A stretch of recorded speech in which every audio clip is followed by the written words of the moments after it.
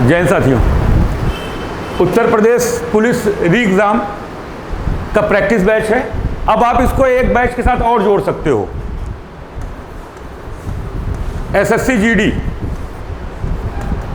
दोनों का इक्वल है, बस अंतर इतना सा है कि इसमें 150 प्रश्न आने हैं यूपीपी में और इसमें 80 प्रश्न आने हैं, और दोनों बिल्कुल इक्वल है, दोनों में कोई अंतर नहीं है। इसमें भी मैथ है, रीजनिंग है, जीएस है, हिंदी है। इसमें भी मैथ है, रीजनिंग है, जीएस है, हिंदी है। कहोगे सर इंग्लिश भी तो है, तो मैं ये कह दूंगा उत्तर प्रदेश वाला इतना बहादुर विद्यार्थी, बिहार वाला इतना बहादुर विद्यार्थी, मध्य प्रदेश वाला इतना बहादुर विद्यार्थी नहीं है कि वो अंग्रेजी लेगा। तो गांव की कहावत है कि बीछी का मंत्र नहीं पता है और सांप के मुंह में बिल में हाथ डाल दे रहे हो। तो अंग्रेजी पहले पता, अम्ब्रेला की स्पेलिंग नहीं पता है, ऊपर से अंग्रेजी तुम लोगे भी नहीं, लेना तुमको हिंदी ही है। तो इसलिए ध्यान रखिएगा, जो बच्चा उत्तर प्रदेश री के लिए लगा हुआ है वही बच्चा एसएससी जीडी के लिए लगेगा आने वाले टाइम पे, या जो नया बच्चा कक्षा 10-12 पास कर चुका होगा वो उस पर लगेगा। तो 80 प्रश्न आने हैं, 160 क्वेश्चन होने हैं, 150 प्रश्न आने हैं, 300 क्वेश्चन होने हैं। दोनों में मैथ, रीजनिंग, हिंदी और जीएस का पार्ट है, दोनों में इक्वल है। ठीक, तो इसलिए तैयारी इक्वल मान के चलिएगा। हिंदी का आज जो पार्ट है वो है अनेक शब्दों का के लिए एक शब्द। अनेक शब्द मतलब एक, आप इसको नॉर्मली भाषा में ये भी कह सकते हो, एक वाक्य के लिए एक शब्द, हाँ या ना। तो आइए पहला प्रश्न लिया जाए। जो खाने योग्य ना हो, यूपी एसएससी कैनिक्स विभाग, जो खाने योग्य ना हो उसे कहा जाएगा अखाद्य। क्या कहा जाएगा? अखाद्य, जो खाने योग्य ना हो। पथ नहीं, बिल्कुल नहीं, पथ से कोई लेना देना ही नहीं। अशब्द, जो गलत कहा गया हो उसे क्या कहा जाएगा? अशब्द कहा जाएगा। गलत बोल रहे हैं आप, अशब्द बोल रहे हैं आप। अयोग्य, जिसके अंदर कोई योग्यता ना हो, इसका क्या बनेगा? जिसके अंदर कोई योग्यता ना हो उसे क्या कहा जाएगा? अयोग्य कहा जाएगा। मैंने कहा अशब्द, जो किसी को भरा बुला कहे उसे क्या कहा जाएगा? अशब्द कह रहा है। पथ का कोई लेना देना नहीं है। अखाद्य, जो खाने योग्य ना हो। जैसे तुम्हारे यहाँ कोई बच्चा तुम्हारा कमरे में कोई बच्चा पहुंचे और रात वाली पनीर बची हो, दोपहर 12 बजे के बाद पहुंचे, तो कहोगे भैया मत खाना, खराब हो गई होगी, फूड पॉइजनिंग हो सकती है। अर्थात अखाद्य है ये खाना। कैसा है? अखाद्य, खाने योग्य नहीं। पहला प्रश्न। दूसरा प्रश्न लीजिए, भला चाहने वाले के लिए, भला, जो भला चाहता हो आपका। वैसे आज के दौर में तुम्हारा भला कोई चाहता नहीं है। तुम्हारे माता पिता छोड़ के और तुम्हारा गुरु छोड़ के तुम्हारा भला कोई नहीं चाहता। तुम्हारा पड़ोसी नहीं चाहता, तुम्हारा साथी नहीं चाहता। तुम्हारे नंबर ज़्यादा आ जाए, तुम्हारे साथी फेल हो जाए, देखो कितना भला चाहते हैं, कितना बढ़िया मुस्कुराकर वो तुम्हारी मिठाई खा लेंगे, मतलब अंदर से गाली दे रहे हैं। अच्छा हो गया, लग तो नहीं रहता, हो जाएगा, जुगाड़ लगाया पापा ने कहीं से, 5 लाख रुपए दिया है, ऐसा सब कुछ सोच सकते हैं वो। ठीक, जो भला चाहने वाला है तो आपको क्या कहेगा? निस्वार्थ। जिसका कोई स्वार्थ ना हो उसे निस्वार्थ कहते हैं। जैसे तुम्हारे माता पिता तुमसे कोई स्वार्थ नहीं है तो वो क्या है? निस्वार्थ है आपके लिए। निस्वार्थ भाव से आपको पढ़ा रहे हैं। आपका सिलेक्शन हो गया तो उनका बुढ़ापा अच्छा कट जाएगा, नहीं हुआ तब भी उन्हें कोई दुख नहीं हो आपसे। पुण्यात्मा, जिसकी आत्मा पुण्य हो, जिसकी आत्मा शुद्ध हो उसे कहा जाएगा पुण्यात्मा। सहायक, जो मेन के साथ कार्य करने वाला हो, मुख्य के साथ करने वाला, काम करने वाला, उसे क्या कहा जाएगा? सहायक कहा जाएगा। हितैषी, ही तैसी, जो आपके हित की रक्षा करता हो, जो आपके हित के बारे में सोचता हो, उसे कहा जाता है हितैषी। तो कहा गया भला चाहने वाला, तो आपका भला कौन चाहेगा? हितैषी चाहेगा। तो ऑप्शन सी। बढ़िया प्रश्न है, लेखपाल 2015 का प्रश्न है, उठाकर देख लीजिएगा। अगला प्रश्न ले लीजिए। वैसे हितैषी पे एक बड़ी बढ़िया बात आई है, बात पे ही बात निकलेगी। राजनेता भी बड़े हितैषी बताते हैं ना कि तुम मुझे वोट दे दो, मैं तुम्हारा जीवन बदल दूंगा। ऐसे बढ़िया बोलते हैं ना, खूब बढ़िया बढ़िया झूठ बोलते हैं। मेरा अपना मानना है झूठ बोलने, अगर कोई भारतीय नेता किसी पार्टी से अगर झूठ बोलता है, सबसे बड़ा कारण आप है। वो अपने हेलीकॉप्टर से निकलता है, एसी में बैठता है, आराम से अगर मंच पे आएगा, खूब बढ़िया बढ़िया झूठ बोलेगा और आप सब ताली बजाते हो। एक बार भारतीय युवा केवल सड़ा अंडा सड़ा टमाटर लेकर आगे से उछालता रहे, बोलो नेताजी, एक बार बोल दो तुमको मेरी कसम है, बोल ही दो अब तुम एक बार, वो एक झूठ नहीं बोल पाएगा। और जैसे पहला झूठ बोला, बड़ा भड़ाम से मुंह पे, गलत, 5 साल में तुमने ये नहीं किया।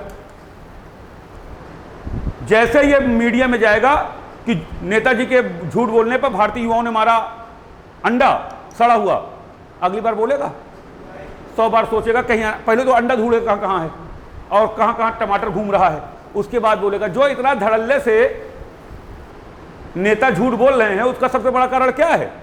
5 साल कोई काम ना करने के बाद डंके के चोट पे फिर आपके आगे आकर वो कह रहे हैं नहीं मुझे वोट दो, मैं तुम्हारे लिए सब कुछ करूंगा। वो इसलिए बोल दे रहे हैं क्योंकि तुमने उनको मौका दिया बार बार। और मैं हमेशा ये बात कहता हूं सर, ये जो 200 साल की गुलामी है अंग्रेजों की, ये भारतीय युवाओं के अंदर से निकल नहीं रही, भारतीय लोगों के अंदर से नहीं निकल रही। गरीब के होने का सबसे बड़ा कारण गरीब खुद है और कोई नहीं है उसका दूसरा कारण। क्योंकि अगर तुम्हारे यहाँ कोई अमीर आ जाता है तो आप गौर करिए, तुरंत उसके लिए 56 भोग लगा दोगे और पूछोगे अलग नेताजी पसंद आया। वहीं पर कोई गरीब आ जाता है बिल्कुल नहीं करते ऐसा। तो जब आप अमीरों के चमचे पहले से हैं, तलवे चाट ही रहे हो, नेताजी का आशीर्वाद प्राप्त हुआ, तो उसमें किसी क्या गलती है? कोई गलती किसी की नहीं है, क्योंकि आप भी अमीरों को सम्मान देते हो, गरीबों को सम्मान नहीं करते हो। जैसे अभी एक चुनाव हुआ, काजे समझिएगा मेरी बात, हर चीज का एक अपना महत्व है। क्वेश्चन तो मैं 25 से करा दूंगा, इसमें कोई दो राय नहीं है। क्वेश्चन कराना बहादुरी नहीं है। अगर तुम्हारे पास जीवन जीने का तरीका नहीं है, तुम्हारे पास बोलने की शैली नहीं है, तुम्हारे पास धर्म से निकलने का अभाव आ रहा है, तुम्हारे पढ़ने का कोई मतलब नहीं है। तुम अगर पढ़ के भी धार्मिक हो, तुम पढ़कर भी कार्मिक नहीं हो पा रहे हो, तो तुम्हारे पढ़ने का कोई आधार नहीं है। ऐसे पढ़ाई कोई मतलब नहीं है, तुम केवल पढ़ ले रहे हो, कुछ कर नहीं पाओगे जीवन में। जैसे अभी देखिए कायदे से मई में डेट आ गई चुनाव की, लोकसभा की। मई में चुनाव हुआ, मई में चुनाव के बाद जून में 2 जून को आखिरी वोटिंग हुई, 5-6 जून को इसका रिजल्ट आ गया। मतलब आप यह कह रहे हो कि 3 दिन के अंदर पूरे भारत से वोटिंग हो गई और रिजल्ट भी आ गया। और रिजल्ट आने के बाद आज क्या तारीख है? 27 जून। 27 जून को लोकसभा तैयार हो गई, चल गई, शपथ वपथ सब हो गया। सर 15 दिन के अंदर पूरे भारत का चुनाव होकर रिजल्ट आउट हो जा रहा है। इसी समय कोई एक व्यक्ति सुप्रीम कोर्ट पहुंचे, सुप्रीम कोर्ट पहुंचकर यह कहे अगर कि यहां धांधली हुई इसलिए इस चुनाव को निरस्त करा दिया जाए, और भारतीय नेताओं को सुप्रीम कोर्ट यह कहे कि यह चुनाव निरस्त कराते हैं, 1 महीने 2 महीने तैयारी करिए, पुनः चुनाव की डेट मैं आपको देता हूं। मेरा ख्याल है कि 2, 4, 6 भारतीय नेता आईसीयू भर्ती हो जाएंगे। तब आप सोचो, जब आपको इतना बुरा लगता है केवल 2 महीने की मेहनत पर, जो विद्यार्थी आज 1 साल से 2 साल से मेहनत कर रहा है, वो वेट कर रहा है, 4 साल बाद तुम नौकरी दे रहे हो, नौकरी में भी पेपर लीक हो जा रहा है, उसे कितना बुरा लगता होगा, उसका कितना मनोबल टूटता होगा। तुम्हारा मनोबल 2 महीने के अंदर टूट गया, तुमने बताया बहुत मेहनत किया है, तो उसका कितना टूटा होगा? कभी सोचा इस बात को किसी? तो ये बहुत जरूरी है कि पढ़ाई के साथ ये जानना कि रियल में पढ़ना कैसे है आपको। ये क्लियर हो गया है कैसी? अगला पॉइंट आइए। जो थोड़ा जानता हो, जो बहुत जानता हो, जो बहुत कुछ जानता हो, बुद्धिमान, जिसकी बुद्धि बहुत अधिक हो, सब कुछ जान रहा है, और जो बहुत कम जान, सर्वज्ञ मतलब सब जानता हो। जो सब जानता हो क्या कहलाएगा? सर्वज्ञ। जो कम जानता हो क्या कहलाएगा? कम जानता हो। थोड़ा जानता हो क्या कहलाएगा? अल्पज्ञ। तो क्या जाएगा? अल्पज्ञ। अज्ञ नहीं, अल्प नहीं। पृथ्वी ग्रह तारों, यह ग्रह है, गिरी नहीं है। पृथ्वी ग्रह तारों का स्थान वाक्यांश का उचित शब्द है। पृथ्वी तारों और आकाश के बीच का जो स्थान, उसे क्या कहा जाता है? अंतरिक्ष। क्या कहा जाता है? पृथ्वी और आकाश के मध्य के स्थान को क्या कहा जाता है? अंतरिक्ष कहा जाता है। पृथ्वी और आकाश के मध्य के स्थान को क्या कहा जाता है? अंतरिक्ष कहा जाता है। ध्यान रखिएगा, अंतरिक्ष। धरती नहीं कहा जाता, विश्व है ये। विश्व नहीं कहा जाता, समंदर नहीं कहा जाता। ठीक है, अगला प्रश्न है जी। अच्छे कुल में, अच्छे कुल के जन्म लेने वाले के लिए दिए गए शब्दों में कौन शब्द सही है? वीडियो 2016, वीडियो 2016 में यह प्रश्न बना है कि जो अच्छे कुल पैदा हो उसे हम कुलीन कहते हैं, जो नीचे कुल पैदा हो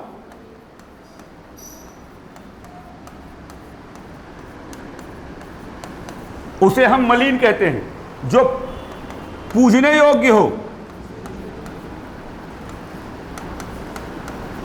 उसे हम पूजनी कहते हैं, जो राजा का पुत्र हो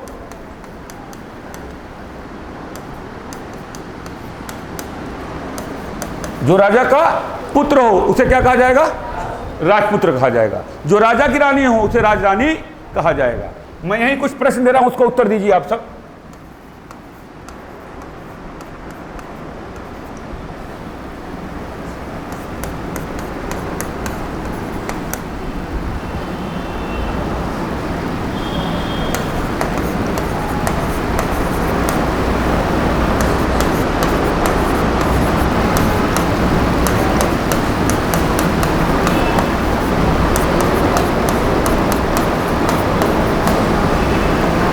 बताओ। मैंने कहा सर यूसु, यूसु का मतलब होता है जो युद्ध की इच्छा रखता हो, जो युद्ध की इच्छा रखता हो उसे क्या कहा जाएगा? यूसु कहा जाएगा। जो युद्ध की इच्छा रखे उसे क्या कहा जाएगा? यूसु। तितिरसा, जो तैरने की इच्छा रखता हो, तैरने की इच्छा रखे उसे क्या कहा जाएगा? तितिरसा कहा जाएगा।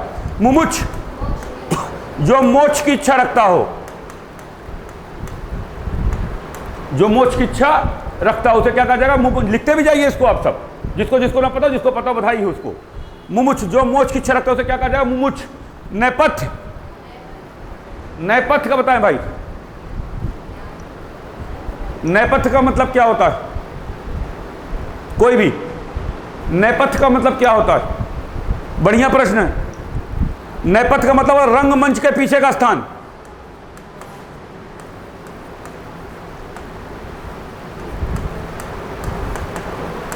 रंगमंच के पीछे का स्थान, जहां अभिनेता और अभिनेत्री लिपस्टिक एंड पाउडर करती हैं, जहां सजा जाता है, उसे क्या कहा जाता है? जहां से कुरूप से स्वरूप में बदला जाता है, उस स्थान को क्या कहा जाता है? नैपथ्य कहा जाता है। जहां से डेंटिंग पेंटिंग होवर हालिंग होकर आया जाता है। गजगामनी, यहां कोई गजगामनी है? कोई गजगामनी इधर? कोई गजगामनी नहीं है। वह स्त्री जो हाथी की तरह चलती हो, वह स्त्री जो हाथी की तरह चलती है, वह स्त्री जो हाथी की तरह चलती हो उसे क्या कहा जाता है? गज धम धम धम, फर्श टूट जाए। निरामिष, निरामिष जो मांस ना खाता हो, जो मांस ना खाता हो। यह प्रश्न याद रखिए, ये बहुत इंपॉर्टेंट प्रश्न है, इसको कभी भूलिएगा मत। आप अगर 10 साल का आंसर उठाकर देखेंगे उत्तर प्रदेश यूपीपी, दरोगा और लेखपाल और साथ साथ SSC-GD, तो ये प्रश्नों का बड़ा महत्व आप पाएंगे। ये बढ़िया प्रश्न है, इसलिए इसको याद रखिएगा। ठीक, तो मैंने कहा जो अच्छे कुल में जन्म लेने वाले को क्या कहा जाएगा? कुलीन। क्या कहा जाएगा? कुलीन। Option B. वीडियो का प्रश्न है 2016 का, इसको हटा दें। PDF चली जाएगी टेलीग्राम पे, जाकर आप वहां से ले लीजिएगा। पैसे से मनुष्य की जीवन जीने की इच्छा बलवती होती है। पैसे से मनुष्य की जीवन जीने की इच्छा बलवती होती है। रेखांकित वाक्य के लिए एक शब्द रेखांकित, ये मैं कर दे रहा हूं। जीवन जीने की इच्छा यहां से रेखांकित होगा, ये रेखांकित हुआ, यहां से लेकर यहां तक। रेखांकित वाक्य के लिए एक शब्द जिजवीसा। जिज, जिसके अंदर जीने की इच्छा अधिक होगी वो क्या कहलाएगा? जिजवीसा। ठीक है। चतुरानन का मतलब क्या होता है? चतुरानन, जीविका, जो अपने जीने के लिए जीता हो, कोई नहीं। ठीक है, तो इसका मतलब क्या है? जो जीने की इच्छा रखेगा क्या करे कहलाएगा? जिजवीसा। पैसे से मनुष्य का, ये वही क्वेश्चन है। ठीक है। तर्क के लिए के द्वारा जो माना गया हो, जो तर्क के द्वारा माना गया हो, जो तर्क के द्वारा माना गया हो, तर्क सम्मत, तर्क सम्मत और तर्क संगत में अंतर है। तर्क के द्वारा माना गया हो तर्क संगत है, तर्क के साथ माना गया हो तर्क सम्मत है, दोनों में अंतर है। ये इसका परफेक्ट क्या होगा? तथस्थ नहीं, कोई नहीं, तर्क संगत। जो देने योग्य हो दे। बहुत सारे लोग दान लगा देंगे, दान नहीं होगा, दान नहीं होगा। शान नहीं होगा। पे, जो पीने योग्य उसे क्या कहा जाएगा? बताओ, पिपीसा का बताओ। पिपीसा शब्द का वाक्य प्रयोग करो। हाँ, 100% सही। जो पीने की इच्छा रखता हो, पिपीसा कहलाएगा। क्या कहलाएगा? पिपीसा। अगला प्रश्न ले लो। जिसके द्वारा जिसके हृदय में ममता नहीं है, RO 2013, जो जिसके हृदय में ममता नहीं है, निर्मम। क्रूर, क्रूर का कोई वाक्य प्रयोग बताओ। क्रूर,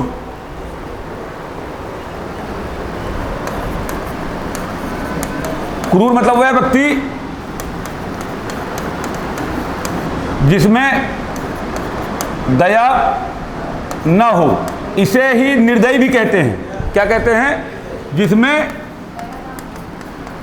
दया न हो। निर्वाह, जो जीवन का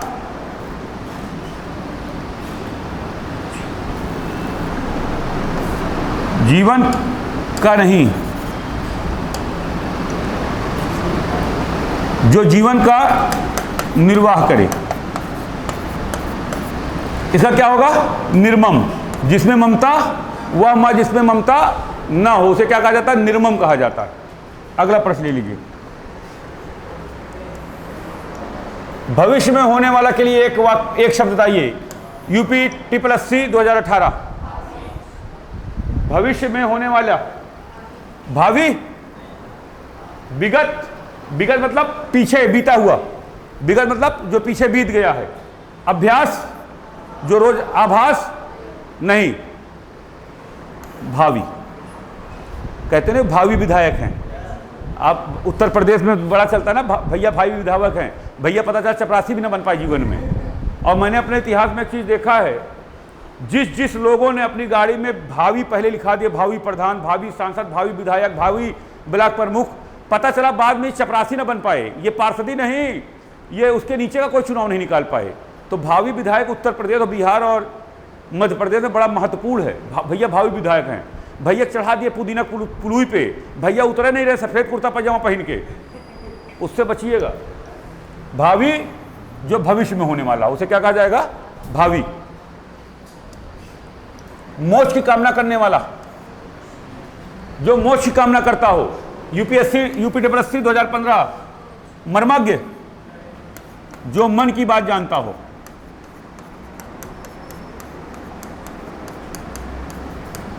मर्मज्ञ, जो मन की बात, और जो मन की बात करता हो मोदी जी।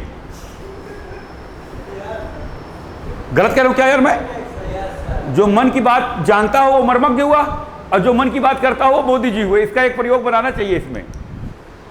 अनाहूत, हाथ खड़ा करो, बताओ मेरे भूत, क्या होगा अनाहूत? अनाहूत, जो बिन बुलाए आया हो। बिन बुलाए, अरे भाई, जो बिन बुलाए आया हो, चाहे अनाहूत कह लो चाहे भूत कह लो। कहां गलत कह रहा हूं मैं? भूत को बुलाते हो क्या? हे भूत महाराज, तुमको मेरे यहाँ रात के 12 बजे चुड़ैल बन के आना है, जिससे मैं डर सकूं, ऐसा निवेदन है। ऐसा कभी हुआ है? पता चला छत पे इसे उल्टा चढ़ा रहा है खड़खड़ाते हुए, और तुम इसे देख रहे हो। अच्छा आ रहे हो, ठीक है, आओ बगल बैठो, हाल चाल लिया जाए। मुमुक्ष, जो मोक्ष की इच्छा रखता हो। जो मोक्ष की इच्छा रखता हो उसे क्या कहा जाएगा? मुमुक्ष। मोक्षकामी,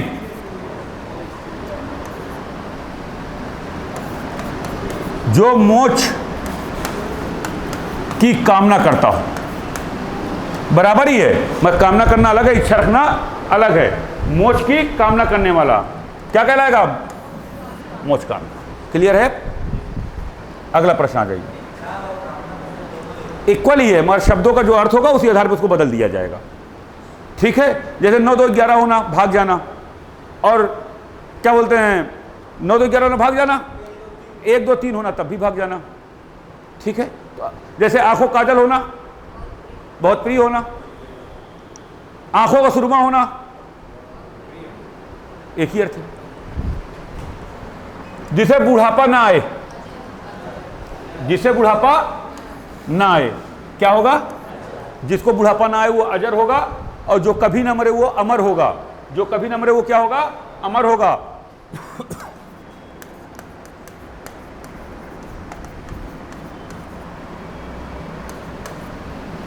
जिसका जन्म अंडे से हुआ हो,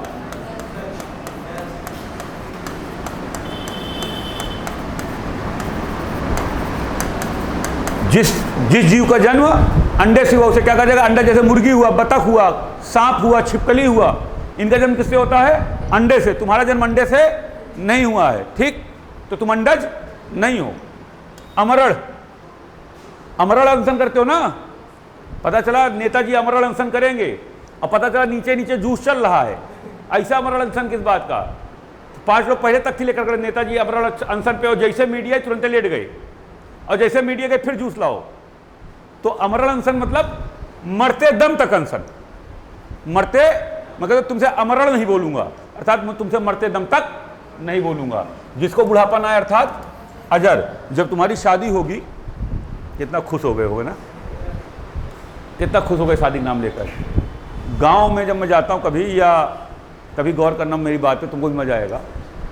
गांव में जब जाता हूं और जब 18-20 लाख साल के लड़के को एक 25 रुपये वाली सदरी उदरी पहन के देखता हूँ, मर फेटा उटा में काजल वजल लगाए, बुआ वो चारों तरफ घेरे रहती हैं, तो उसको देखता हूँ बच्चे को ना, तो मुझे एक ही नज़र चीज़ आती है, शरीर का इतना भाग जो है, गले के नीचे वाला भाग, वो हमको नज़र आता है मनुष्य का। और जो ये माला वाला पहनाए रहते हैं उसको पैसा वाली, इसके ऊपर वाला बलि के बकरे का। उसको पूरा मुझे यही समझ में आता है कि तुम बेटा आज आखिरी बार, अच्छा लड़का भी खूब हंस रहा होता है, उसको यही नहीं पता होता तुम्हारे जीवन का आज आखिरी दिन हंसेगा, इसके बाद तुम जीवन में कभी नहीं हंसोगे, तुम केवल डायपर और हगीज बदलते रहोगे जिंदगी भर, और तुम्हारे पास कुछ नहीं है। ये क्लियर कर लो, मैं इसको बहुत करीब से देखा हूं। और एक बात और बता दूं, शादी में जितना मौसा ताऊ और जितने अधेड़ इतनी इतनी तोंद निकाल के नाच रहे होते हैं, अच्छा नाच कम रहे होते हैं, नाच ज्यादा खराब कर रहे होते हैं। वो तोंदों से मारते हुए नाचते रहते हैं, अगर पतला उतला दुबला तो गिर जा मुंह भुला के। वो केवल एक खुशी मना रहे होते हैं, हे मेरे भतीजे, तुम्हारी बुआ के नीचे झंडे जो मैं आया था, अब तुम भी आज से आ गए, आज से हमारा तुम्हारा दर्द बराबर का है, इसलिए मैं आज बहुत खुश हूं, और कोई कारण नहीं इसका। अजर क्लियर हुआ? क्लियर हुआ? जिसका शत्रु जन्मा ही ना हो, जिसका शत्रु जन्मा ही ना हो, अजात शत्रु। जिसका कोई शत्रु ना हो या जन्मा ना हो, बात एक ही है। अजात, आक्रांता मतलब जो दूसरे देश से अटैक करे, आक्रांता कहलाता है। जैसे बाबर आक्रांता था, जैसे मोहम्मद गौरी आक्रांता था। अजय, जिसे जीता ना जा सके। अजन्मा, जिसका जन्म ना हुआ हो, उसे क्या कहा जाएगा? अजन्मा कहा जाएगा। क्लियर है? अजन्मा जिसका जन्म ना हुआ। अजात शत्रु, जिसका कोई शत्रु ना हो। आक्रांता, जो बाहर विदेशी अगर आक्रमण की, उसे क्या कहा जाता है? आक्रांता कहा जाता है। अजय, जो जीता ना जा सके। कृतज्ञ, कृतज्ञ मतलब उपकार को मानने वाला। इनकी संख्या बहुत कम है। वर्ष में कितने दिन होते हैं? वर्ष में 365 दिन होते हैं। वर्ष में 365 दिन में आप किसी के लिए 364 दिन बेहतर काम करिए। केवल अपने एक मित्र का एक दिन साथ मत दीजिए। मेरा वादा है कि 364 दिन वो भूल जाएगा, केवल एक दिन को याद रखिएगा वो। तो वो कृतज्ञ से कृतज्ञ हो जाएगा। क्या हो जाएगा? कृतज्ञ, उपकार को न मानने वाला हो जाएगा। क्लियर है? और एक बात तुमको बता दें, इसी पे बात रखी जाएगी। मेरा अपना बहुत सॉलिड मानना है सर। प्रयागराज उत्तर प्रदेश में जब आप आए हैं, इस शहर इलाहाबाद के अंदर, तो मित्र मत बनाइएगा। 1 या 2 मित्र बनाइएगा। मैं 14 साल से कोचिंग चला रहा हूँ, 14 साल से पढ़ा रहा हूँ। मैंने देखा जिस बच्चे ने, मैं हर प्रकार की क्लास मेरी रही है रामबाग से अल्लाहपुर के बीच में, मैंने देखा जिस बच्चे ने बहुत मित्र बनाए हैं, वो बच्चे का सिलेक्शन नहीं हुआ। वो केवल मित्र बनाने आए थे इलाहाबाद। हाँ भाई, क्या बना रहे हो? पनीर। आ रहा हूँ तुम्हारे यहाँ। मैं पता था सामने वाले जान सूख गई पहले ही। गलती बताए क्या? और कितने लोग तो पनीर बना रहे हो तो बताते क्या भाई आज कुछ बनाने का मूड नहीं है। पता चल जाता नहीं, ये अभी टूट पड़ेगा तुरंत, और आधी पनीर तो खा जाएगा, बचेगा सालन। तो इसलिए मित्र मत बनाना दोस्त। इस शहर के अंदर मित्र बनाना, मैं बार बार कह रहा हूँ। इस शहर में तुम मित्र बनाने हो, तुम पढ़ने आए हो। इस शहर में पढ़ के जितना जल्दी शहर को छोड़ पाओ उतना जल्दी शहर को छोड़ दो। एक बहुत बढ़िया शब्द कोटेड है इलाहाबाद को लेकर। इलाहाबाद विद्यार्थियों का कब्रिस्तान है। एक अच्छा कदम तुम्हारा जीवन व्यतीत कर देगा, तुमको प्रकाश की तरफ ढकेल देगा। अगर तुमने एक कदम लूज उठा लिया, गलत संगत में चले गए, तो इलाहाबाद आपको कब्रिस्तान की तरफ लेकर चला जाएगा। तुम्हारा सामाजिक उद्देश्य समाप्त हो जाएगा, तुम्हारा पारिवारिक उद्देश्य समाप्त हो जाएगा, तुम्हारे समाज में तुम्हारा सम्मान खत्म हो जाएगा और तुम पूरी जिंदगी अपने गांव को उदाहरण बन के रह जाओगे। फलाना का लड़का पढ़ने गया था, उसका जब कुछ नहीं हुआ तो तुम्हारा कैसे हो सकता है? ये ध्यान रखना हमेशा, मित्र मत बनाना। ऐसे मैं आपको बताऊं, आज के 15-20 दिन पहले हमारे एक बहुत अजीज रिश्तेदार वो आ रहे थे बाहर से, तो उन्होंने कहा कि सर आ जाइए। हमारे एक बहुत अमीर दोस्त हैं शहर के, नाम नहीं लेना चाहता, वो खाली तो मैंने कहा गाड़ी बैठे चलते जरा सा।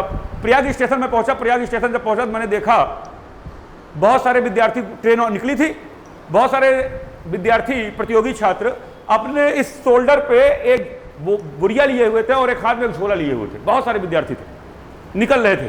तो जो अमीर जाते थे उनके पिता जज साहब हैं, तो उन्होंने कभी दर्द देखा ही नहीं है। तो उन्होंने कहा देखो भैया गांव से आ रहे हैं ये लोग। तो मैं उनको तरफ देखा, मैंने उनसे कहा, मैंने कहा जिनको तुम गांव से आना कह रहे हो, एक दिन तुम्हारी गाड़ी किसी चौराहे पर रोक लेंगे ये, क्योंकि ये दरोगा और पुलिस और सिपाही और एसएससी क्रैक करके आए हुए होंगे। तुम इनके ऑफिस में जाने से पहले 100 बार सोचोगे। और जो तुम इनका बोरा देख के तुम इनका उपहास उड़ा रहे हो ना बॉस, ये जिनका जो बोरा है ये माता पिता और पूरे परिवार का बोझ है। और जो हाथ के अंदर, हाथ में तुम झोला लटका देख रहे हो, ये झोला जो लटका हुआ है ये पूरी उम्मीदों का इनका झोला है। अमीर हो इसलिए दर्द को नहीं जान सकते हो कि अमीरों का दर्द क्या होता है, गरीबों का दर्द क्या होता है, क्या उम्मीदें होती, क्या आशाएं होती। तो बेचारे बहुत घूर के हमको देखे फिर चुप हो गए। तो मैं और एक बात बताऊँ, जब इसी रोड से मेरे बगल से बहुत सारे बच्चे जब नए आए होते हैं, अपना तथ्य उक्ति कटरा जाकर खरीद रहे होते हैं, मेरा मन होता है मैं एक बार उनको रोको, कहूँ जिस आशा से और जिस उम्मीद से तुमने तख्ती खरीदी है, जिस उम्मीद से तुमने पहला कदम इस शहर में रखा है और जिस आशा के साथ तुम पढ़ाई करने आए हो, उस दिन को कभी मत भूलना। मेरा वादा, तुम्हारा 1 साल के अंदर सिलेक्शन कोई नहीं रोक सकता, 1 साल 2 साल, मगर इस आशा को जिंदा रखना, इस उम्मीद को जिंदा रखना है। इसको भूल धीरे धीरे समय के साथ भूल मत जाना। दहीना कदम जो तुम्हारा इस शहर इलाहाबाद में प्रयागराज में पड़ा है, अगर तुमको पहला दिन आखिरी दिन तक याद रहा तो मेरा वादा है कि तुम गलत संगत कभी नहीं पकड़ सकते, मगर भूल जाते हो आप। इस शहर की एक, प्रयागराज की एक समस्या और भी बहुत बड़ी है। इस शहर के अंदर बच्चा शनिवार को घर चला जाता है, फिर उसके बाद सोमवार को आता है। सोमवार को आने के बाद प्रयागराज के प्रतियोगी छात्रों का मूड ऑफ रहता है, क्योंकि पापा शायद कुछ बोल दिए होते हैं, मम्मी कुछ बोल दी होती हैं, बता दी होती है तुम्हारे पास 1 साल है, बहुत उम्मीद से भेजे हैं। तो ये आकर अपना एक स्टेटस लगाता है मूड ऑफ। शनिवार को ये घर जाएगा, सोमवार को ये आएगा, मूड ऑफ लगाएगा, फिर ये मंगल से पढ़ेगा, फिर शुक्रवार तक पढ़ेगा, फिर शनिवार को चला जाएगा। जब भाई साहब तुम इतना घर जा रहे हो तो सिलेक्शन कैसे होगा तुम्हारा? तुम्हारी कोचिंग आधे ज़्यादा छूट जा रही है। और मैं फिर कह रहा हूं सर, जितने माता पिता हैं और खासकर विद्यार्थियों और प्रतियोगियों को खराब करने में सबसे बड़ा हाथ मां का है, सबसे बड़ा हाथ मां का है। जहां तुमने बताया कि आज खाना नहीं बनाए थे, भूखे हैं, जान लूंगा कलेजा फट जाएगा। एक काम करो भैया, पढ़ना बाद में, पढ़ाई पूरी जिंदगी होती है। एक काम करो, तुम पहले आ जाओ घर, पहले हित के 25-30 रोटी खा लो, पहले कुछ मोटे हो जाओ, बेकारों खा लो, फिर चले जाना, कोई दिक्कत नहीं है। अम्मा 5 दिन घरे पर रोक ली, क्योंकि माँ बहुत पढ़ी लिखी तो उत्तर प्रदेश की है नहीं, तो वो जान ही नहीं पाई। 5 दिन के अंदर 4 घंटे जो पर डे छूटा, ये मोहब्बत से कई गुना ज़्यादा खतरनाक हो गया। इसको उम्मा को जानना चाहिए था, मगर उसकी मोहब्बत इतनी आगे है कि आगे कुछ कह देना ही अपने में पाप हो जाना, इसलिए उसके आगे कुछ कहना ही नहीं। कृतज्ञ उपकार करने वाला नहीं, उपकार कराने वाला नहीं, किए हुए उपकार को न मानने वाला कृतज्ञ हो जाएगा। किए हुए उपकार को न मानने वाला क्या हो जाएगा? इनकी संख्या 99% है। ये धूर्त हैं, इनकी संख्या 99% है। उपकार को मानने वाला केवल 1% है। हमने 2018 मेरी कोचिंग का बंटवारा हुआ, कोचिंग 2 भागों में बढ़ गई। पूरे शहर में हो गया कि इमरान खान डूब गए। जो भाई साहब पढ़ाते तो मैथ पढ़ाते थे, उनका नाम भी नहीं लेना चाहता, पूरे इलाके में हो गया कि इमरान साहब डूब गए। तो अच्छा, मेरी एक बड़ी समस्या यह है कि अगर मैं जिस चीज़ को अवॉइड करता हूँ अपने जीवन में, जिस रिश्ते को अवॉइड करता हूँ, तो उस रिश्ते से केवल मैं एक काम करता हूँ, उस रिश्ते को मैं देखता नहीं उसकी तरफ, ना उसके बारे में बात करनी है, ना उसकी तरफ देखना है, अपने काम करना। जब ये मार्केट में हो गया कि इमरान सर टूट गए, मैं सब सुन रहा था, मेरे अपने लोग बड़ा मुस्कुरा रहे थे, तो मैं सब देख रहा था, मगर मुझे बहुत अच्छे से पता था कि मेरे हाथ की रेखाएं कोई मुझसे नहीं छीन सकता, सब कुछ छीना जा सकता है तुमसे, और तुम्हारा पुरुषार्थ और तुम्हारे पैर का जूता तुमसे कोई नहीं ले सकता, और इसमें बहुत दम है मेरे। मैं जानता था मैं फिर खड़ा हो जाऊंगा, और मैं फिर खड़ा हो गया। तो मेरा कहने केवल इतना सा मतलब है, तुमसे जीवन में सब कुछ छीना जा सकता है, अगर तुमसे कोई चीज़ नहीं छीनी जा सकती, तुम्हारी अपनी शक्ति, तुम्हारे हाथ की रेखाएं और तुम्हारे पैर का जूता तुमसे कोई नहीं छीन सकता। और प्रतियोगी छात्र में तुम्हारी कमर की हड्डी, जितनी देर ये खड़ी रह गई, जितना कम इसमें दर्द हुआ, उतना जल्दी तुम सफल हो जाओगे जीवन में, इसे कोई नहीं रोक सकता तुमसे। तो ये हमेशा ध्यान रखा करो। छल कपट द्वारा के छल कपट से स्थापित सिंहासन, चाहे राजा का हो चाहे रंग का हो, बहुत लंबा न चला है न चलेगा। स्थिरता के साथ की गई कंटिन्यू मेहनत, निरंतरता के साथ की गई मेहनत, मेरा वादा है कि एक दिन जरूर रंग लेकर आएगी। जैसे हाथ में मेहंदी लगाते हो ना, तो मेहंदी 4-5 घंटे लगाए रखते हो, और वहीं चले जाओ सिविल लाइन में ठुकवा लो मेहंदी, कत्था वाली जो आती है, वो एक दिन के बाद दूसरे दिन खुद ही अपने में इतनी गंदी लगती है कि मन कहता है हाथ से कटवा कर फेंक दो। मगर वही जो 5 घंटे चढ़ी हुई मेहंदी होती है, वो हफ्ते हफ्ते चलती, कुछ नहीं होता उसमें। क्यों नहीं होता? क्योंकि स्थिर है वो, और ये अस्थिर है। ये ध्यान रखिए मेरे। उपकार को मानने वाला, ऑप्शन 4। कृतज्ञ मतलब उपकार को मानने वाला, कृतज्ञ मतलब उपकार को न मानने वाला। अभी अभी जो जन्म लेने वाला, अभी अभी जन्म लेने वाले क्या कहा जाएगा? ये मध्य प्रदेश एसआई में आया है 2017 में, ठीक। अभी अभी जो जन्म लिया हो, नवजात कहते हैं, नवजात शिशु है, अर्थात अभी नया नया जन्म। नव मतलब नया, जन्म मतलब जात मतलब जन्म लेना, नवजात नया जन्म लेने वाला। तो ऑप्शन बी, जन्मा, जिसका जन्म हो गया उसे जन्मा कहा जाएगा। जन्मजात, जन्म से ही, जैसे कहते हैं जन्मजात अंधा है, जन्म से ही अंधा है। अजन्मा, जिसका जन्म ना हुआ उसे अजन्मा कहा जाएगा। बताओ अगला। नगर में रहने वाला, हाथ खड़ा करो। बढ़िया प्रश्न है। नगर में रहने वाला,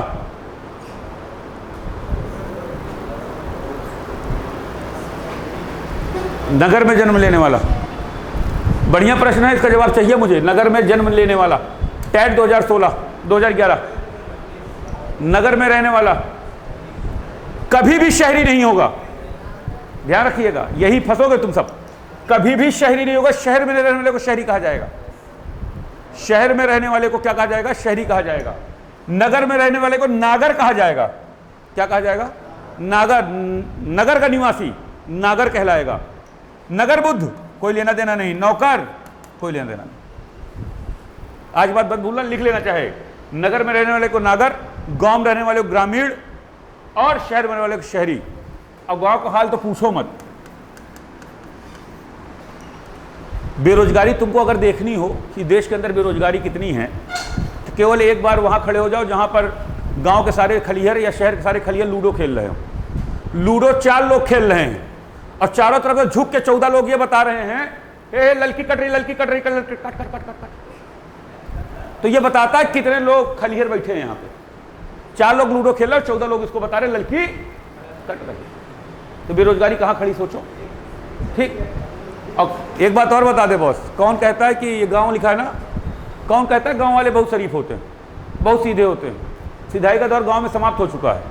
पूंजीवाद वहां अपना पैर पसारते चला जा रहा बड़े पैमाने पर। और एक बात जान लीजिए, गांव में सबसे खतरनाक बुढ़वा होते हैं। ये जब मरने लगते हैं तो अपने बेटे का हाथ पकड़ के, अपने पोते का हाथ पकड़ के, जब मरते समय आखिरी सांस इनकी बचते थे, कांपते हुए बताते, बेटवा इनके यहाँ खाना मत, इनके यहाँ जाना नहीं है तुमको, और इतना कहीं निकल लिए। अब बेटवा पकड़ा हुआ है हाथ। जो झगड़ा सुलह में बदल सकती थी, बाबा बता करके कि नहीं जाना न, और इतना आधा बोले कि सिर्फ निकल लिए। अब बेटवा पूरी जिंदगी उसको थाम के चला 60 साल तक। और गांव वाले शरीफ नहीं होते सर। शहर वालों में झगड़ा हो जाए किसी रोड पे तो 4 थप्पड़ मार के छोड़ देते हैं। गांव वाले की जब लड़ाई होती है ना, लाठी, हंसिया, खुरपा, फरुहा, फावड़ा सब लेकर निकल आते हैं, और जब तक मार न डालेंगे तब तक रुकेंगे भी नहीं। कभी गांव की लड़ाई देखो, मर्द बात छोड़ो, औरत अलग टाइप की कमांडर बनी हुई है। लगी लाठी लाठी मारने। गांव कभी लड़ाई देखो देखो खतरनाक कितनी होती। नहीं हम तो नहीं देखे यार भाई, हम अपने बता रहे हैं। और एक अच्छी बात बताएं सर, सबसे मजेदार बात क्या है, कभी झगड़ा हो रहा हो, कभी अंदाजा इस बात को, झगड़ा हो रहा हो, खूब तेज झगड़ा हो रहा हो, और एक मर्द तुमको पूरे झगड़े में ऐसा नजर आएगा जिसको 16-17 औरतें पकड़ी रहेंगी। नहीं भैया नहीं, तू बिल्कुल फुल फार्म में रहेगा, हट जाओ अम्मा छोड़ दो भौजी, और जैसे कहो जब ये लड़ ला लड़ ले, फिर पकड़ो। पूरी मर्दानगी तभी तक है जब तक औरत पकड़ ले, और जैसे औरत ने छोड़ा उनकी पूरी मर्दानगी समाप्त। अब मैं हरिचंद हूं, ये ध्यान रखना। आइए नागर कहलाएगा ना, नगर गांव पे मैंने बताया कि गांव वाले ग्रामीण, ठीक। अगला पॉइंट आइए, जो शब्दांश किसी शब्द के अंत में जुड़कर नया शब्द बनाता हो उसे कहते हैं उपसर्ग। ये इसमें है नहीं, मगर बिल्कुल अट्टू तोता मत बनो, इसको जानबूझ। अच्छा, जो अंत में, अंत में प्रत्यय आगे उपसर्ग, मैंने कहा लिखाई, मैंने कहा आई, मैंने कहा बनावट, मैंने कहा आवट, ठीक। मैंने कहा नौकरानी, मैंने कहा आनी। हाँ या ना, हाँ या ना। तो ये क्या बना, प्रत्यय, जो किसी शब्द किसी मूल शब्द के पीछे जुड़कर उनके अर्थ में परिवर्तन कर दे या उनकी विशेषता बताने लगे उन्हें हम प्रत्यय कहते हैं। जो किसी शब्द के आगे जुड़कर उनके अर्थ में परिवर्तन कर दे या उनकी विशेषता बताने लगे उन्हें हम उपसर्ग कहते हैं। मैंने कहा अभिमान, में क्या निकला अभी, मैंने कहा होगा, मैंने कहा क्या निकला इसमें, ओ हाँ या ना। मैंने कहा प्रसिद्ध, मैंने क्या निकला, प्रा। अब बात समझ में आ गई, अब तो कोई दुविधा नहीं होगी। अगला प्रश्न ले लीजिए, पढ़िए प्रश्न को। जो युद्ध में स्थिर हो, बताओ। हाँ, जो युद्ध में स्थिर हो, ROARO 2010। युद्धवीर, दो वीर होते हैं, एक युद्धवीर होते हैं, एक लतखोर होते हैं, दो होते हैं। जो प्रत्येक चौराहे पर खड़ा होकर हर बात पे गर्म हो जाता है और उसको लगता है मैं युद्ध लड़ रहा हूं, तो उसको कान बताया करो इसे युद्ध नहीं कहते, इसे लतखोराई कहते हैं। और जो अपने स्वाभिमान के लिए लड़ रहा हो, अपने धर्म की रक्षा के लिए लड़ रहा हो, अपने कर्म की रक्षा के लिए, अपनी जमीन के लिए लड़ रहा हो, उसे युद्ध वीर कहते हैं। हाँ, मैं अपने सम्मान के लिए लड़ रहा हूं। अच्छा, आजकल ये एक शब्द निकला सम्मान, इसका भी मामला बड़ा गंभीर चल रहा है। आप कभी भी देखिए फेसबुक पे आपको अमूमन आती रहेगी फ्रेंड रिक्वेस्ट वगैरह, आप कभी देखिए उठाकर, जब उनका जैसे फेसबुक फ्रेंड रिक्वेस्ट है तो उनका पहले उठाकर देखिए डाटा क्या है, तो उसमें साफ साफ लिखा होता है फलनवा, और नीचे लिखा होता है सम्मान से समझौता नहीं होगा। कभी गौर करना, नीचे ये जरूर लिखा होता है स्लोगन, सम्मान से समझौता नहीं होगा। अब पता चला प्रत्येक चौराहे पर 5 जूता रोज, असमझान इनका सम्मान समझौता बिल्कुल हो नहीं रहा है। तो ये युद्ध वीर हैं, अपने सम्मान के लिए, अपनी जमीन के लिए, अपने देश के लिए लड़ते हैं। जो चौराहों पर लड़ता है उन्हें युद्धवीर नहीं, उन्हें लतखोर वीर कहते हैं। योद्धा, युद्ध में लड़ने वालों को योद्धा कहते हैं। अर्जुन, अर्जुनी। युधिष्ठिर, युधिष्ठिर के छोटे भाई भी हैं, और युद्ध में जो स्थिर है उसे क्या कहा जाता है, युधिष्ठिर कहा जाता है। तो ऑप्शन 4, जो बहुत अधिक बोलता हो, वाचाल। जो बहुत अधिक बोलता है उसे क्या कहा जाएगा, वाचाल। मृदभाषणी या मृदभाषी, मीठा बोलने वाला।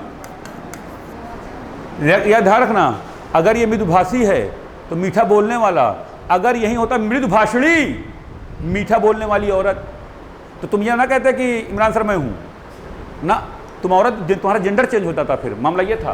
मृद, हाँ तो वाचाल लिख तो दिया, अच्छा ला रहेगा वाचाल। मैंने कहा मृदभाषी, मीठा बोलने वाला। मृदुभाषणी वह स्त्री जो मीठा बोलती हो, मीठा बोलने वाला। अब मीठा उठा कोई नहीं बोल रहा बेटा, वो दौर खत्म है, मीठा उठा बोलने का दौर बिल्कुल समाप्त। कितना कमाते हो पहले उसको बता दो, और नंबर 2 पे ये बता दो खाना बनाना आता है कि नहीं आता है, तबे शादी होगी, नहीं होगी। और सर मेट्रो सिटी का हाल बहुत बुरा है, मेट्रो सिटी का हाल बहुत बुरा, मेट्रो सिटी मतलब मुंबई और दिल्ली का हाल तो बहुत बुरा है। 50,000 रुपये पति कमा रहे, 70,000 रुपये पत्नी कमा रही हैं। सुबह खाना तुम बनाओगे, शाम खाना हम बनाएंगे, सुबह रात का खाना बर्तन तुम धोगे, सुबह का बर्तन हम धोएंगे। अब बिल्कुल टाइट मत होना, 40 कमाते हो 70 कमाते हैं। और पैक एक मत बनाना, पैक 2 बनेगा, एक तुम पियोगे हम पिएंगे। मृदभाषी जो मीठा बोलता हो। अच्छा कितना शर्मा जा रहे हैं, देखो ऐसा लग रहा है पता नहीं कौन सी बात कर दी है।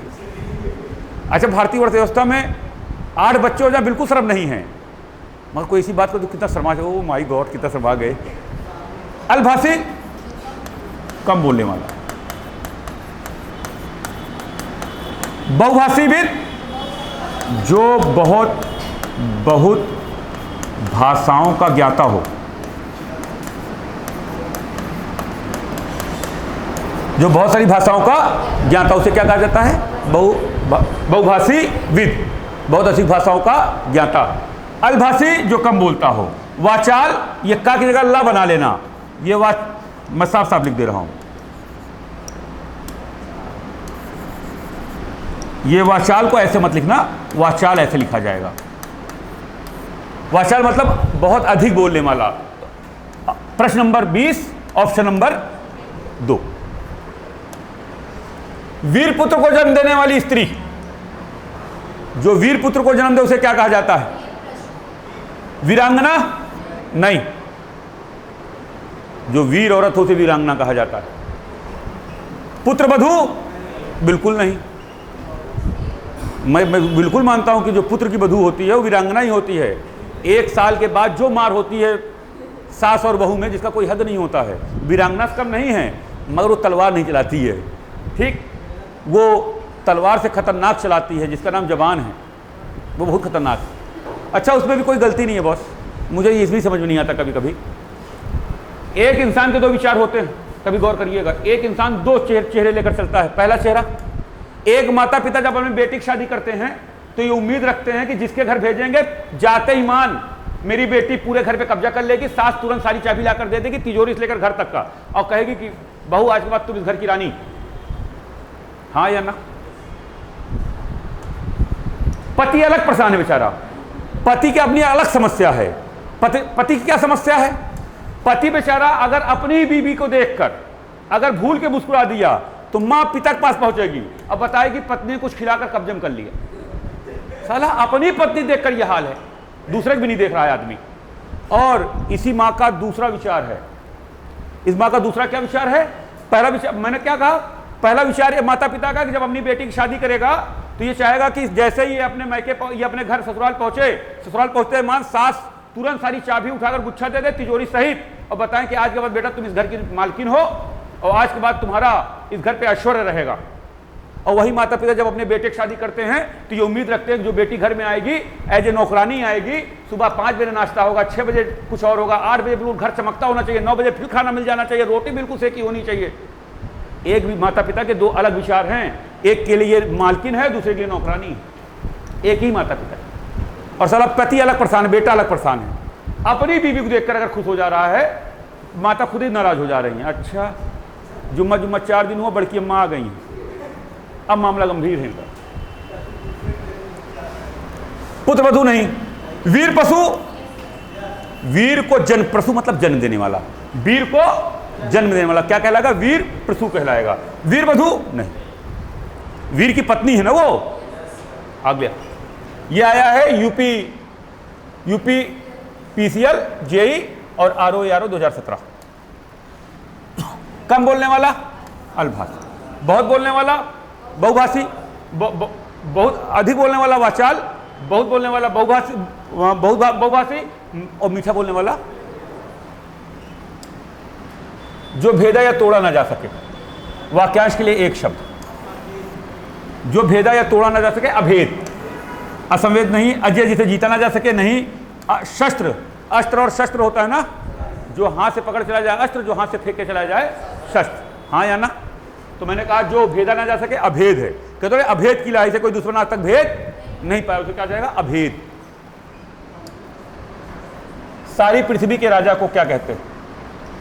चक्रवर्ती, चक्रवात तूफान हुआ, इसका कोई लेना, चौधरी, चौधरी हुआ, राजा, राजा हुआ, पूरे पृथ्वी का राजा चक्रवर्ती बोलते हो, कहते हो चक्रवर्ती अशोक थे, तो पूरी पृथ्वी के राजा अशोक, ऐसा था नहीं, मगर उनको उपाधि चक्रवर्ती की दी गई।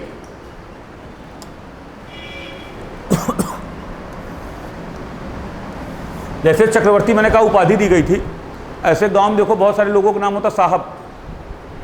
गांव में देखिए मुस्लिम समुदाय में तो अधिक साहेब।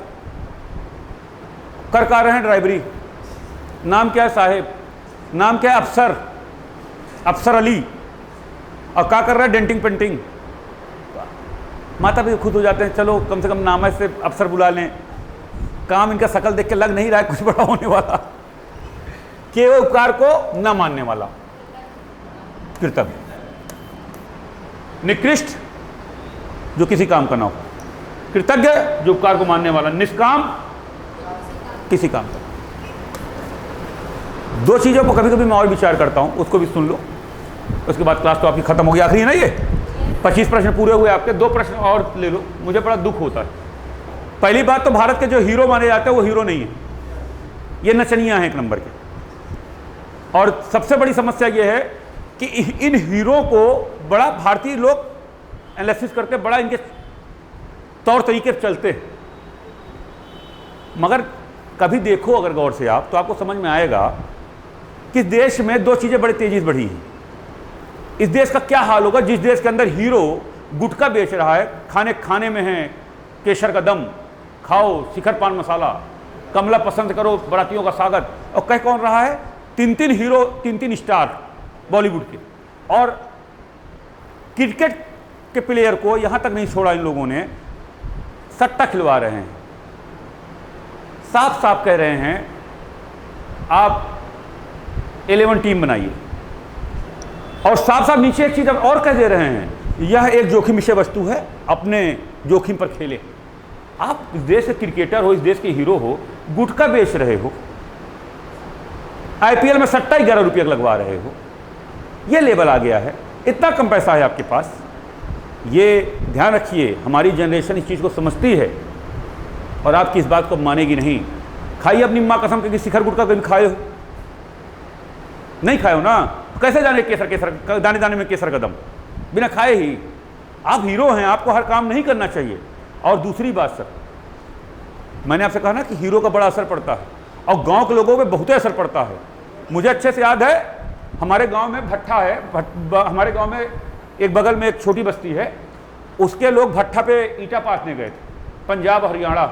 उसी समय तेरे नाम पिक्चर आई हुई थी, और जब वो लौट के आए तो मैं उनको पहचान ही नहीं पाया, बगल से गुजरा, पहचान क्यों नहीं पाया पता? तेरे नाम पिक्चर आई थी, वो यहां तक बाल रखे हुए थे, यहां तक। और हमसे लोग बताए कि दुधई जा रहा है, हमने कहा ये तो दुधई नहीं लग रहा था, चेहरा नहीं दिखाई दिया। मैंने कहा इधर आओ बाबू, तुम इधर आओ। आया, फिर मैंने उसका पूरा उठाया घूंघट, मैंने कहा हे दुधई तुम कहाँ हो? तब पता चला कि पिक्चरों का कितना असर भारतीय युवाओं पे होता है। तो ये नहीं करना चाहिए। गुटखा बेच रहे हो महाराज, इतना कितना पैसा कम है तुम्हारे पास? शाहरुख खान के पास कितना पैसा कम होगा? अजय देवगन के पास कितना कम होगा? अक्षय कुमार के पास कितना कम होगा? खाने खाने में केसर का दम, मारे जूता जूता खींच के। ठीक है सर, हाँ